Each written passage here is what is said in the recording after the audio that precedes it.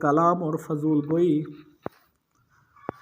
کثرت کلام کی حوث اور فضول گوئی کا قطع کرنا اشد ضروری ہے، کیونکہ یوں تو اعضاء کے تمام کاموں کا اثر قلب پر پڑتا ہے، مگر زبان چونکہ قلب کی سفیر ہے اور جو نقشہ قلب میں کھینچتا ہو اور جس چیز کا تصور دل میں آتا ہے اس کا اظہار زبان ہی کیا کرتی ہے، اس لیے اس کی تاثیر قلب پر زیادہ نمایاں ہوتی ہے۔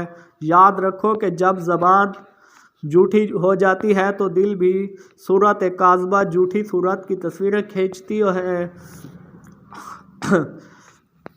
خصوصاً جبکہ جھوٹ کے ساتھ فضول اور لغو گوئی بھی شامل ہو تو اس سے وقت تو قلب بالکل ہی سیاہ ہو جاتا ہے، یہاں تک کہ کثرت کلام سے قلب مر جاتا ہے اور معرفت الہی حاصل کرنے کی قابلیت ہی اس میں نہیں رہتی۔ اس وجہ سے رسول اکرم صلی اللہ علیہ وسلم نے فرمایا کہ جو شخص اپنی زبان اور شرمگاہ کی حفاظت کا کفیل کا ذمہ دار ہو گیا، میں اس کے لیے جنت کا کفیل ہوں۔ حدیث شریف میں آیا ہے کہ زبان ہی کے کرتوت اکثر لوگوں کو اوندھے منہ جہنم میں دھکیلیں گے، اس کی حفاظت بہت ضروری ہے۔ مسلمانوں کو چاہیے کہ اگر زبان ہلائے تو بھلائی اور نیکی کی بات بولے، ورنہ چپ رہے، کیونکہ جب زبان زیادہ چلنے لگتی ہے تو لغو گوئی بھی بڑھ جاتی ہے، اور جب لغو گوئی بڑھ گئی تو نہ جانے کس حد تک پہنچے اور کیا کچھ منہ سے بکتا پھرے۔ حضرت ابو بکر صدیق رضی اللہ تعالیٰ عنہ اپنے منہ مبارک میں پتھر رکھ لیتے تھے تاکہ نفس خبردار رہے اور زبان ضرورت سے زیادہ کلام نہ کرے۔ زبان کے متعلق گناہوں سے بچنے کے لیے اس آیت پر عمل کرنا ضروری ہے، جس کا خلاصہ ہے کہ فضول اور بے فائدہ کلام نہ کرو، صرف ضروری بات کے اظہار پر اکتفا کرو، اس میں نجات ہے۔ حضرت انس رضی اللہ تعالیٰ عنہ فرماتے ہیں کہ کسی غزوہ میں ایک جوان شہید ہو گیا، لڑائی سے فراغت کے بعد شہیدوں کی لاشوں میں اس کی لاش بھی ملی اور دیکھا گیا کہ اس کے پیٹ پر پتھر باندھا ہوا تھا۔ تھوڑی دیر بعد اس کی ماں آئی اور فاقہ کی حالت میں اللہ تعالیٰ کے نام پر جان قربان کر دینے والے شہید بیٹے کے نام پاس بیٹھ کر اس کے منہ سے مٹی پونچھی اور کہا کہ بیٹا تجھے جنت مبارک ہو۔ یہ سن کر رسول اللہ صلی اللہ علیہ وسلم نے فرمایا کہ کیا خبر ہے، ممکن ہے کہ بے فائدہ کلام کرنے کا عادی ہو۔ اس سے معلوم ہوا کہ فضول گوئی کی عادت جنت میں جانے سے روکنے والی ہے۔ مسلمانوں کو وہی بات زبان سے نکالنی چاہیے جس میں یا کوئی ثواب حاصل ہو یا کوئی نقصان رفع ہو، اور جس بات کے زبان سے نکالنے میں نہ کوئی ثواب ہوتا ہو اور نہ کچھ نقصان ہوتا ہو تو وہ عبث اور فضول ہے، اس سے اعتراض کرنے کی ضرورت ہے۔ جتنی دیر فضول گوئی میں مشغول رہتے ہو، اگر یہ وقت ذکر الہی میں اگر یہ صرف ہوا تو نیکوں کا کتنا بڑا خزانہ جمع ہو جائے گا، پھر بھلا خزانے کو چھوڑنا اور پھر پتھر ڈھیلے جمع کرنا کون سی عقل مندی ہے۔ اور اگر فضول گوئی سے بڑھ کر دروغ گوئی تک نوعیت پہنچی اور زبان سے غیبت اور گالیاں اور فحش یعنی ایسی باتیں نکلنے لگی جس میں نہ نفع تھا تو درکار الٹا دین کا ضرر اور نقصان ہے، تب تو ایسی مثال ہوگی کہ پھر بھرپور خزانہ چھوڑ کر آگ کے الاؤ میں جا گھسے۔ اللہ تعالی ہمیں پناہ میں رکھے۔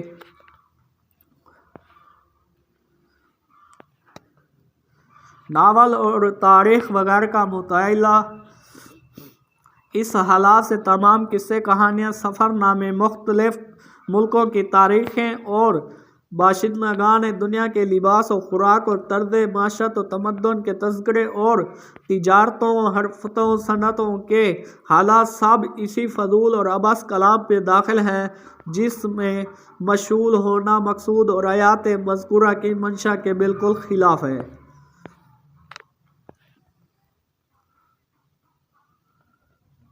زبان کے متعلق 20 آفتے ہیں اور چونکہ ہر ایک کی جدہ تشریح یہ موقع نہیں ہے اس لیے مختصر طور پر یہاں صرف ان 5 گناہوں کو بیان کیا دیتے ہیں۔ لوگ بکثرت منہمک ہیں اور جن سے زبان گویا نجاستوں کی خوگر ہو گئی۔ پہلی آفت جھوٹ بولنا ہے۔ حدیث شریف میں آیا ہے کہ آدمی جھوٹ بولتا ہے یہاں تک کہ اس کا عادی ہو جاتا ہے اور اللہ تعالیٰ کے یہاں جھوٹا لکھا دیا جاتا ہے۔ بخاری و مسلم۔ رسول اللہ صلی اللہ علیہ وسلم فرماتے ہیں کہ جھوٹ بولنا مسلمانوں کی شان نہیں اور ایمان اور جھوٹ ایک جگہ جمع نہیں ہو سکتے۔ یاد رکھو کہ جھوٹ بولنے سے قلب میں کنجی آ جاتی ہے اور خواب بھی سچے نظر آتے ہیں۔ مذاق میں بھی دوسروں کے ہنسانے کو جھوٹ نہ بولو اور ہمیشہ جھوٹے خیالات اور خطرات سے قلب کو بچائے رکھو ورنہ قلب میں کنجی پیدا ہو گئی۔ اور تجربہ اس کا شاہد ہے کہ ایسے آدمیوں کو خواب بھی سچا نظر نہیں آتا۔ ایک مرتبہ کسی عورت نے اپنے صغیر سن بچے کو بلایا اور کہا کہ آؤ ہم تمہیں ایک چیز دیں گے۔ رسول اللہ صلی اللہ علیہ وسلم نے اس عورت سے دریافت فرمایا کہ اگر بلانے سے بچہ آ گیا تو کیا چیز دے گی؟ عورت نے کہا چھوارے دے دوں گی۔ آپ صلی اللہ علیہ وسلم نے فرمایا کہ اگر کچھ دینے کا ارادہ نہ ہوتا اور صرف بہلانے کے لیے ایسا لفظ نکلتا تو یہ بھی زبان کا جھوٹ شمار ہوتا۔ البتہ ضرورت کے وقت جھوٹ بولنا بھی جائز ہے بشرط یہ کہ سچ بولنے سے کسی ایسے گناہ یا نقصان کا اندیشہ ہو جو جھوٹ کے گناہ اور نقصان سے زیادہ ہو، مثلاً 2 مسلمانوں میں صلح کرا دینا یا جہاد میں دشمن کو دھوکہ دینے یا بیوی کو رضامند اور خوش کرنے کے لیے جھوٹ بول دینے کی حدیث شریف میں اجازت آئی ہے۔ اس کی وجہ یہی ہے کہ مسلمانوں میں عداوت اور رنج رہنے سے جو برا نتیجہ پیدا ہوگا وہ جھوٹ کے نقصان سے بڑا ہوگا۔ اس طرح جنگ کے راز کا پوشیدہ رکھنا ضروری ہے کیونکہ اگر دشمن کو اطلاع ہوئی اس کو حملے کا موقع ملے گا اور ہزاروں پاک جانیں تلف ہو جائیں گی، اور اس لیے اصل بات کا اظہار نہ کرنا اور جھوٹی بنا دینا افضل ہوا۔ اس طرح خاوند کے بعض اسرار بیوی سے مخفی رہنے کے قابل ہیں، پس اگر راست گوئی کے سبب کوئی خیال اس پر ظاہر ہو گیا اور میاں بیوی میں نااتفاقی ہو گئی تو جو برا اثر ہوگا اس میں جھوٹ بولنے کی بنسبت زیادہ گناہ ہے۔ پس ایسی صورت میں جھوٹ بولنے کی اجازت ہے، ایسی ہے جیسے کہ کوئی شخص 2 بلاؤں میں مبتلا ہو جائے تو آسان اور ہلکی مصیبت کو ترجیح دے کر اختیار کر لیتا ہے۔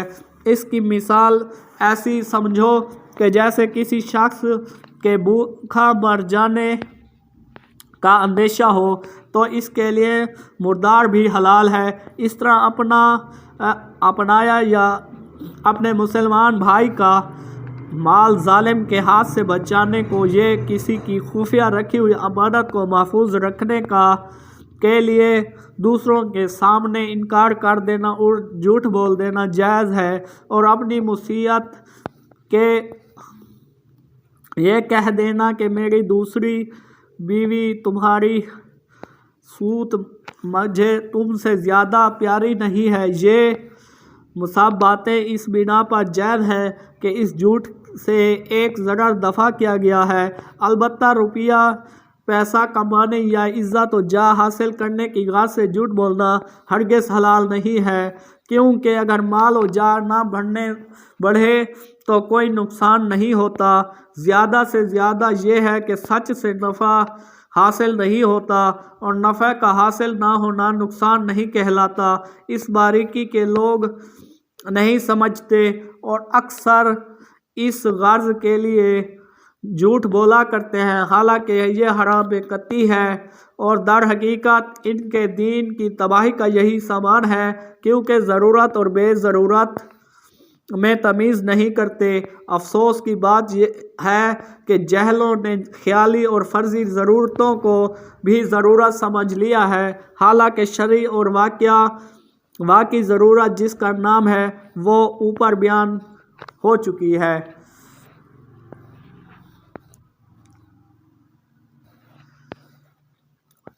جب تک حالت اضطرار اور کسی بڑے نقصان کا غالب گمان نہ ہو، اس وقت تک مردار کا کھانا حلال نہیں ہے۔ ایسے ہی جھوٹ بولنا جو شرعاً حرام ہے وہ بھی جائز نہیں ہے۔ اس شدید ضرورت کے موقع پر بھی حتی الامکان تعریض اور کنارہ ہی کرنا چاہیے کہ نفس کو جھوٹ بولنے کی عادت نہ ہو جائے۔ حضرت شیخ ابراہیم رحمۃ اللہ علیہ گھر کے اندر کسی ضروری کام میں مشغول ہوتے اور کوئی شخص ان کو باہر بلاتا تو خادمہ سے کہتے، یوں کہہ دے کہ مسجد میں ڈھونڈو، اور حضرت شبیر رحمۃ اللہ علیہ انگلی سے ایک دائرہ کھینچ کر خادمہ سے فرماتے کہ اس دائرے کے اندر انگلی رکھ کر کہہ دے کہ ایسا نہیں ہے۔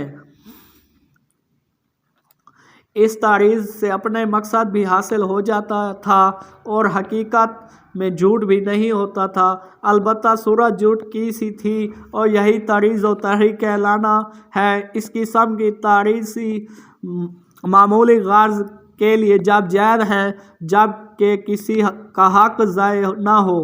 ایک بوڑھیا عورت سے رسول اللہ صلی اللہ علیہ وسلم نے مزاح کے طور پر یوں فرما دیا کہ بڑھیا جنت میں کبھی نہ جائے گی۔ یہ سن کر بڑھیا رونے لگی، کیونکہ جو مطلب ظاہری لفظوں سے سمجھ میں آتا تھا وہ یہی تھا کہ کوئی بڑھیا بھی جنتی نہیں ہے، حالانکہ مراد یہ تھی کہ بڑھاپے کی حالت میں جنت میں نہ جائے گی، بلکہ جو بڑھیا بھی ہوگی وہ جنت میں نوجوان بن کر جائے گی۔ یا مثلاً ایک شخص نے رسول اکرم صلی اللہ علیہ وسلم سے سواری کے لیے اونٹ مانگا تو آپ صلی اللہ علیہ وسلم نے فرمایا کہ اچھا ٹھہرو، ہم تمہیں اونٹنی کا بچہ دیں گے۔ یہ سن کر سائل نے عرض کیا کہ بچہ لے کر کیا کروں گا؟ اس وقت آپ صلی اللہ علیہ وسلم نے تعریض کا مطلب سمجھا دیا کہ بڑا اونٹ بھی تو آخر کسی اونٹ سے ہی پیدا ہوتا ہے، جس اونٹ سے پیدا ہوا اس کا تو بچہ ہی ہے۔ ایک شخص نے آپ صلی اللہ علیہ وسلم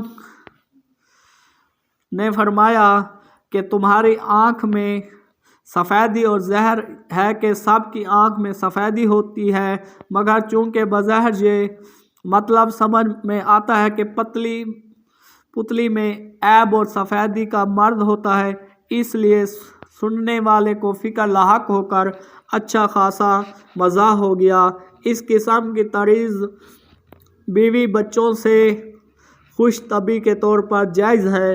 اس طرح اگر کوئی شخص کھانا کھانے کی صلح کرے اور تمہیں باوجود بھوک کے کھانا منظور نہ ہو تو یہ ہرگز نہ کہو کہ مجھے بھوک نہیں ہے، کیونکہ جھوٹ ہوگا، بلکہ تحریض کر لو۔ مثلا یوں کہہ دو کہ میں اس وقت نہ کھاؤں گا، آپ نوش فرمائیں۔ نمبر 2، دوسری آفت غیبت کرنا ہے۔ اللہ تعالیٰ فرماتا ہے، کیا تم میں سے کوئی پسند کرتا ہے کہ اپنے مردے بھائی کا گوشت کھائے؟ غیبت کرنا متوفی مسلمان کا گوشت ہی کھانا ہے، پس اس سے لازمی پرہیز کرو۔ حدیث شریف میں آیا ہے کہ غیبت زنا سے بھی زیادہ سخت تر ہے۔ رسول اللہ صلی اللہ علیہ وسلم فرماتے ہیں کہ شب معراج میں میرا گزر ایسی جماعت پر ہوا جو اپنے منہ अपने नाखून से नोच रहे थे। ये लोग गीबत किया करते थे। अबू दाऊद किसी मुसलमान के पीठ के पीछे इसके मुतल्लिक कोई वाक़ई बात ऐसी जिक्र करनी कि अगर वो सुने तो इसको नागवार गुजरे, गीबत कहलाती है। मसलन किसी को बेवकूफ़ या कम अकल कहना, या किसी के हस्ब व नसब में नुक्स निकालना, या किसी की हरकत या मकान या मवेशी या लिबास गाली जिस शय से भी इसको ताल्लुक जो इससे कोई ऐब ऐसा बयान करना जिसका सुनना इसे नागवार गुजरे, खा ज़बान से ज़हर किए जाए, रमज़द कनाया से या हाथ से और आँख के इशारे से या नकल उतारी जाए, ये सब ऐब में दाखिल होते हैं।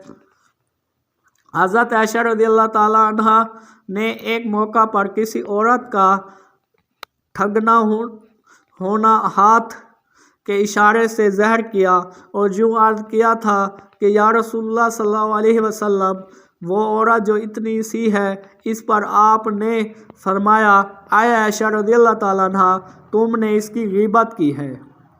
सब में बदतरीन वो है जिसका रिवाज मुक़्तदार और दीनदार लोगों में से हो रहा है, क्योंकि वो गिब्तें करते हैं और फिर खुद को नेक समझते हैं। इनकी गिब्तें के निराले अंदाज की होती है।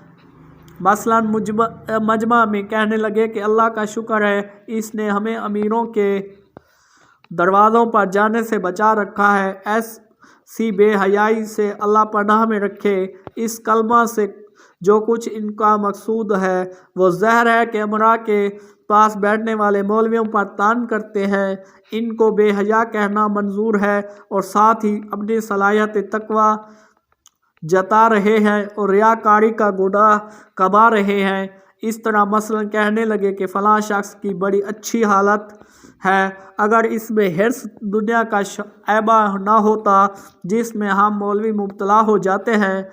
इस फ़िक्रा से भी जो कुछ मकसूद है वो ज़रा सा तामिल में समझ में आ सकता है कि इसका बेसब्रा होना ज़ाहिर करता है और अपनी तरफ हिर्स की निस्बत इस नीयत से करते हैं कि सुनने वाला इनको मुतवज़्ज़े समझे और यही गीबत करते हैं और ख़ुद को गीबत से महफूज और पारसा समझते हैं।